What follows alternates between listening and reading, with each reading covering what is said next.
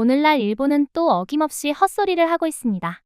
다카이치 사나에가 일본의 총리가 된 이후로부터 독도는 일본 땅이라고 주장하고 있었는데요. 그러나 이번에는 독도는 일본 땅이라는 걸 국제사회에 확실히 알리겠다는 소식이 알려지면서 유럽과 중동을 포함한 나라가 일제히 일어나면서 일본을 비판하기에 나섰습니다. 오늘 이 일에 대한 자세한 경위와 전개 상황을 설명하겠습니다. 1. 드디어 본색을 드러내기 시작한 일본의 망언. 지난 12일 일본의 총리 다카이치 사나에는 중의원 예산위원회에서 독도는 일본 영토라는 사실을 국제사회에 확실히 각인시킬 것이라며 엄포를 놓았습니다. 그리고 다케시마의 날 강요 파견을 위해 환경을 만들고자 한다면서 강경한 입장을 표했습니다. 일본은 최근 한국인들에 대해 엄격한 입장을 고수하고 있는데요. 얼마 전에는 입국 사전심사제를 도입한다면서 일종의 비자 정책을 시행하는 법안을 발의했습니다. 거기에는 한국인도 예외 없이 심사를 받는다고 했습니다. 우리는 그냥 받아주는데 자기들은 그렇게 못하겠다는 입장을 표한 겁니다. 그리고 이제는 독도가 일본 땅이라는 걸 각인시키겠다는 망언을 하면서 국제사회에 큰 파장을 일으켰습니다. 2. 거기에 반발하기 시작한 중동 국가들.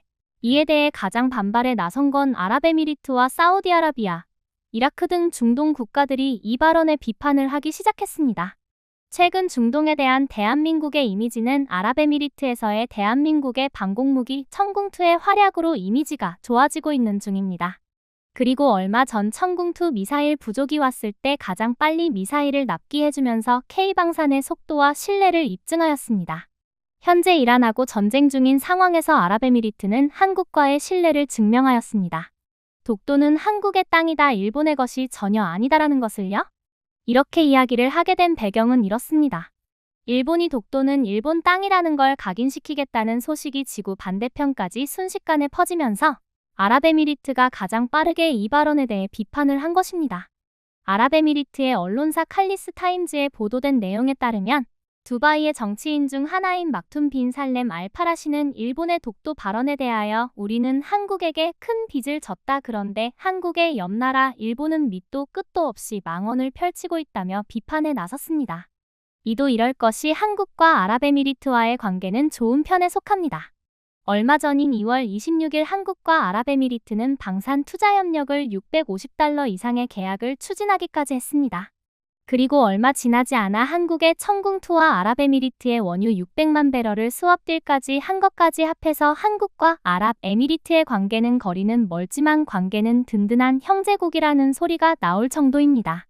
그리고 이에 지나지 않아 사우디아라비아, 이라크도 합세해서 다 같이 일본을 비판하기에 이르기 시작한 것입니다. 이렇게까지 하는 이유는 중동 국가들은 한국에게 좋은 이미지를 보여줘야 할 수밖에 없기 때문입니다. 미국과 이란의 전쟁으로 인해 주변 중동 국가들은 큰 피해를 보고 있습니다. 여기서 활약한 것이 아랍에미리트에 배치된 한국의 청궁2인 것이죠. 여기서 아랍에미리트는 청궁 포대를 더 배치해 줄 수 없냐 물었습니다. 하지만 한국은 사우디아라비아, 이라크가 먼저 주문한 물량이 있기에 먼저 줄 수 없다는 답변을 내놓았습니다. 그리고 결국엔 미사일만 받아가기로 했습니다. 그게 바로 대구공항에서 C-17이 와서 가져간 미사일인 거죠.